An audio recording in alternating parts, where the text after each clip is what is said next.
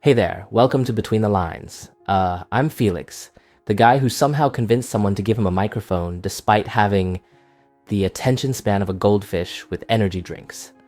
Each episode, I'll take a song that's been living rent-free in my brain and just talk about it. Maybe it'll make sense, maybe it won't. I promise to try my best to form complete sentences, but no guarantees. Today's victim is Lovely, by Billie Eilish and Khalid. That song about loneliness that somehow makes being completely isolated sound hauntingly beautiful. I'm calling this episode the Glasshouse of Solitude because I thought it sounded fancy. So grab whatever you need, coffee, headphones, a stress ball, for when I inevitably lose my train of thought, and let's see if I can string together something coherent about this song.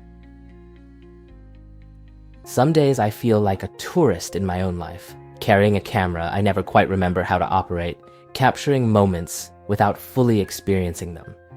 I move through familiar spaces with the tentative steps of someone afraid to disturb the locals, apologizing for taking up space in rooms that should feel like home.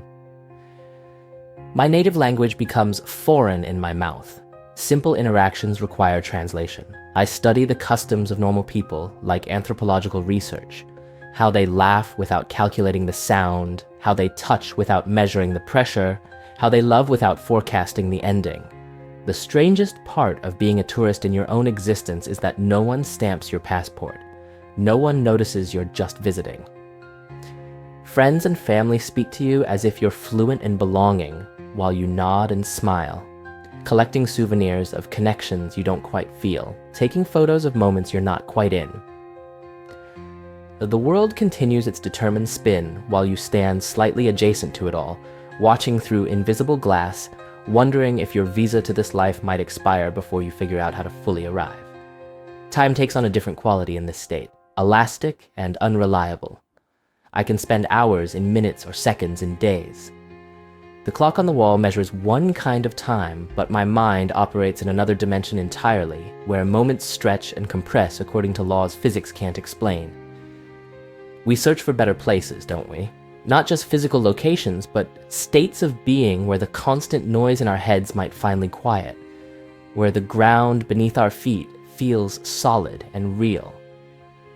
And that mirror, that daily confrontation with a face that should be the most familiar sight in the world, yet sometimes feels like meeting a stranger. We practice expressions before we leave the house, rehearsing versions of ourselves like actors preparing for different scenes, the smile that says I'm fine, the confident gaze that promises I belong here, the attentive look that whispers I'm listening, though my mind is miles away. Some mornings I stand longer than I should, searching my reflection for traces of someone I recognize completely. Our mirrors become archaeological sites, each line and shadow a record of who we've been, each new expression an artifact of who we're becoming. The eyes remain the same, but something in them changes, asking questions we can't quite answer. Is this the face I was meant to wear? Is the person looking back at me the one I set out to become? Perhaps the truest mirrors aren't made of glass at all, but of moments when we see ourselves reflected in another's understanding. When someone's eyes light up at words we've spoken, recognizing something in us we hadn't fully claimed. When a stranger's laugh matches the exact cadence of our own, and for a heartbeat we remember we're not alone in this human skin. We spend our lives catching glimpses of ourselves in windows, puddles, other people's perceptions, fractured reflections that never quite add up to a complete image. Maybe wholeness isn't found in perfect recognition, but in making peace with the mystery that stares back at us, acknowledging that we will always be partly stranger to ourselves, forever becoming more than the frame can hold. The strangest journeys happen without moving at all. I've traveled light years sitting perfectly still, crossed oceans of thought while my body remained in place.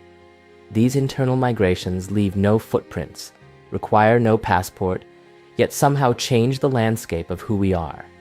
Our minds build elaborate maps of possible lives, detailed cartographies of paths not taken, of futures still within reach, of alternate versions of ourselves waiting just around some corner we haven't yet turned. We become explorers of our own potential, searching for that elusive territory where we finally feel at home in our own skin.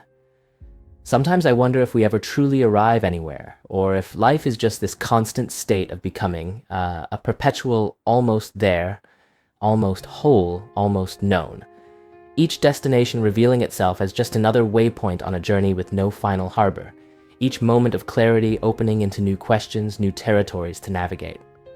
In these moments of suspended animation between who I am and who I'm becoming, I find myself walking out of time, looking for a better place. Looking for a better place. Something's on my mind, always in my headspace. Mirror shows a stranger's face, lost in my familiar place, drawing maps to nowhere lands. Time keeps slipping through my head.